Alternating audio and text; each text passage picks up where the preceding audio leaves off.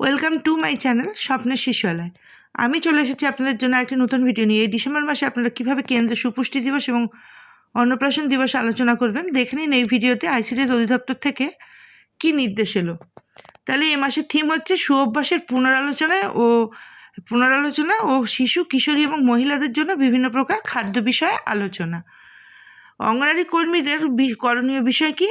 গত জুলাই মাস থেকে সুপুষ্টি এবং অন্নপ্রাশন দিবসে যোগদানের পর গর্ভবতী এবং প্রসূতি মহিলা পরিবারের অন্যান্য সদস্যরা যেমন স্বামী, শাশুড়ি, কিশোরী মেয়েরা এই নিম্নলিখিত অভ্যাসগুলি অনুশীলন করা হয়েছে। এখানে দেখুন 10টা পয়েন্ট দেওয়া আছে। তারপর সুপুষ্টি এবং অন্নপ্রাশন দিবসে যোগদানকারী গর্ভবতী ও প্রসূতি মহিলা পরিবারের অন্যান্য সদস্য যেমন স্বামী, শাশুড়ি ও কিশোরী মেয়েদের জিজ্ঞাসা করে উপরের শূন্যস্থান পূরণ করুন এবং সুপারভাইজার দিদির সঙ্গে পাওয়া তথ্য বিনিময় করুন, যাতে অন্যান্য গ্রাম পঞ্চায়েতের মধ্যে সচেতনতা এবং অনুপ্রেরণার জন্য চিহ্নিত সুঅভ্যাসগুলি অনুশীলন করা যায়। লৌহ সমৃদ্ধ আইএফএ ট্যাবলেট ও কৃমিনাশক ট্যাবলেট। গর্ভবতী মহিলাদের জন্য গর্ভাবস্থায় প্রসবের পর 6 মাস পর্যন্ত প্রতিদিন একটা করে আইএফএ ট্যাবলেট খান। গর্ভাবস্থাকালীন দ্বিতীয় ত্রৈমাসিকের সময় একটি করে কৃমিনাশক ট্যাবলেট খান। লৌহ সমৃদ্ধ খাবার। আপনারা জানেন যে অঙ্গনারী কর্মী দিদিরা যে গর্ভবতী মহিলারা যখনই সাব সেন্টারের নাম নথিভুক্ত করেন স্বাস্থ্যকেন্দ্রে, সেখান থেকেই আইএফএ ট্যাবলেট এবং কৃমির ওষুধও পেয়ে যান। তাহলে লৌহ সমৃদ্ধ খাবার কি? লেবু জাতীয় খাদ্য এবং সবুজ শাকসবজি। আর হচ্ছে চাল, ডাল, গম এবং বাজরা জাতীয় খাদ্য, মটরশুঁটি, শিম, বাদাম, কিশমিশ ইত্যাদি। এবার 6 মাস বয়সের পর শিশুদের এবং কিশোরী মেয়েদের এবং মহিলাদের খাদ্য কি হওয়া উচিত? বিভিন্ন ধরনের খাদ্য, যেমন হচ্ছে হলুদ কমলা রঙের শাক, সবজি ও ফল। যারা নিয়মিত খান তাদের ক্ষেত্রে হলুদ ও কমলা শাকসবজি এবং ফল যেমন কুমড়ো, গাজর, পাকা আম, পেঁপে ভিটামিন এর ভালো উৎস। ভিটামিন এ আমাদের চোখ ভালো রাখে, রোগ প্রতিরোধ ক্ষমতা বৃদ্ধি করে এবং মারাত্মক সংক্রমণ রোগ যেমন ডায়রিয়া, নিউমোনিয়া এবং হামে আক্রান্ত হতে বাধা দেয়। হলুদ কমলা সবজি এবং ফল। অন্যান্য প্রোটিন সমৃদ্ধ খাবার। এখানে দেখুন একটা খাবারের চার্ট দেওয়া আছে, এটা আপনারা ভালোভাবে দেখবেন এবং মিটিংয়ে মায়েদের বুঝিয়ে দেবেন। 2. অন্যান্য প্রোটিনযুক্ত খাদ্য। নিরামিষ খাবার যারা খান তারা দুধ ও দুগ্ধজাত খাদ্য থেকে উন্নত মানের প্রোটিন পেয়ে থাকেন।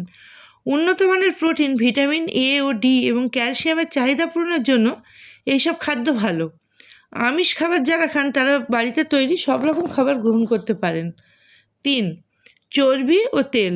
শক্তির উৎস হিসেবে সব ধরনের ভোজ্য চর্বি ও তেল ভালো।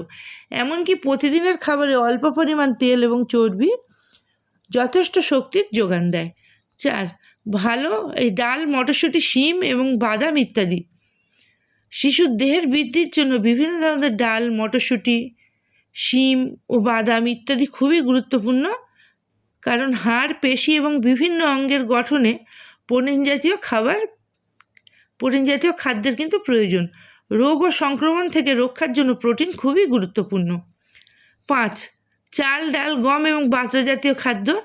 চাল, ডাল, গম এবং বাজরা জাতীয় খাদ্য শর্করার যোগান দেয়, যা শরীরকে চলতে সাহায্য করে। 6. সবুজ শাকসবজি।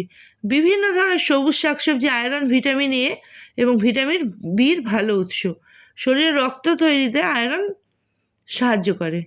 তাহলে সেগুলো কি খাবেন? ঘন ডাল, সবুজ শাকসবজি, খিচুড়ি, সুজির পায়েস, ভোজ্য তেল বা ঘি, হলুদ বা কমলা রঙের ফল এবং শাকসবজি, দুধ। এগুলো হচ্ছে খাদ্যের ভালো উৎস। তারপরে কিভাবে আপনারা পোষণ ট্র্যাকারে তুলবেন দেখে নিন এই ভিডিওতে। দেখুন, প্রথমে পোষণ ট্র্যাকার অ্যাপ খুলবেন, তারপর ওখান থেকে আপনি চলে যাবেন ইভেন্টসে, মোর অপশানে যাবেন। দেখুন নিচে দেওয়া আছে মোর অপশান, বাঁদিকে মোর অপশান থেকে আপনি চলে যাবেন ইভেন্টসে যাওয়ার পর আপনার এখানে সিবিই অপশান আসবে। দেখুন, সেই সিবিই থেকে আপনি চলে যাবেন। সিবিইতে গিয়ে আপনি ক্লিক করবেন। ক্লিক করার পর আপনার এখানে প্রথমে তারপর এখানে অ্যাড ডেট দিতে হবে। আপনি 26 তারিখ, কালকে যেহেতু সুপুষ্টি এবং অন্নপ্রাশন দিবস, ওই ডেটটি আপনি এখানে বসাবেন। বসানোর পরে দেখুন এখানে ডেট বসিয়ে দিলেন। তারপর থিম সিলেক্ট করবেন। থিম সিলেক্টের ক্ষেত্রে দেখুন এখানে সিলেক্ট থিম। তারপর আপনার এখানে 4টি অপশান আসবে। এক্ষেত্রে আপনি অন্নপ্রাশন দিবসটা দেবেন, কেননা যেহেতু প্রতি 3 মাস পর অন্নপ্রাশন দিবস হয়, সেই জন্য আপনি অবশ্যই অন্নপ্রাশন দিবস থিমটি এ মাসে সিলেক্ট করবেন।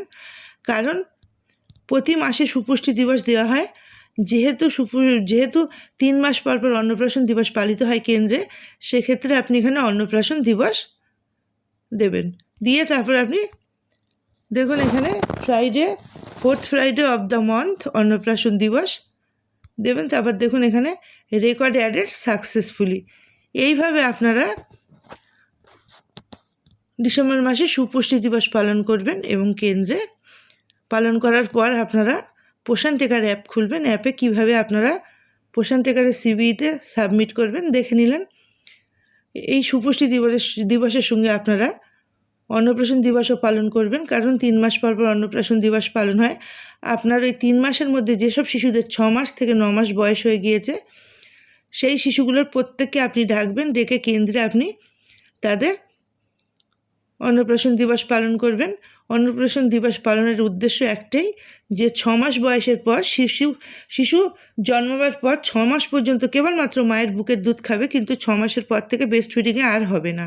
তার সঙ্গে কিন্তু শিশুকে পরিপূরক খাবার যোগ করতে হবে, এবং 6 মাসের পর থেকে শিশু যাতে পরিপূরক খাবার খায়, এই নিয়েই অন্নপ্রাশনে আপনি মিটিং করবেন। এবং আপনি কেন্দ্রে পায়েস হোক, সুজি হোক, ভাত হোক, যা হোক শিশুর গালে দেবেন। দিয়ে শিশু যে বাড়তি খাবার খেতে হবে শিশুর, সেটাও মায়েদের অভিভাবকদের বুঝিয়ে দেবেন, এবং তাদেরও ভালো খাদ্যের উৎস কী সেগুলো বুঝিয়ে দেবেন। ভিটামিন এ সমৃদ্ধ খাবার, বি সমৃদ্ধ, সি সমৃদ্ধ সব কিছু বুঝিয়ে দেবেন, যাতে মায়েরা বাড়িতেও শিশুদের সেইভাবে যত্ন নিতে পারেন।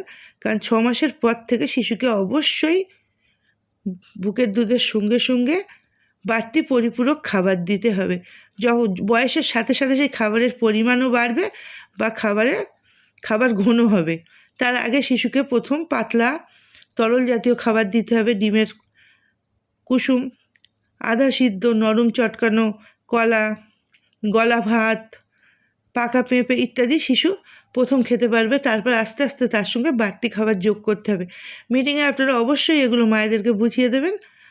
আর যখন আপনারা হোম ভিজিট করবেন, সেই হোম ভিজিটের মাধ্যমেও আপনারা কিন্তু এগুলো বারবার বলবেন। প্রতি মিটিংয়ে বলা হয়, তবু আপনারা মায়েদের বলবেন, বুঝতে না পারলে আমাদের সঙ্গে যোগাযোগ করুন, জিজ্ঞাসা করুন, আশা দিদিদের জিজ্ঞাসা করুন, এএনএম দিদিদের জিজ্ঞাসা করুন, আইসিডিএস দিদিদের জিজ্ঞাসা করুন, কিন্তু বাচ্চার যত্ন নিন। কারণ বাচ্চা এবং কিশোরী মেয়ে, তারা কিন্তু আগামী দিনের ভবিষ্যৎ। এই কিশোরী মেয়েই কিন্তু আগামী দিনের ভবিষ্যতের মা। সুতরাং সেই কিশোরী মেয়ে যে শিশুর জন্ম দেবে, সেই শিশুই কিন্তু সুস্থ সবল না হলে তাহলে কিন্তু কোনো মূল্য নেই। শিশু সুস্থ হতেই হবে।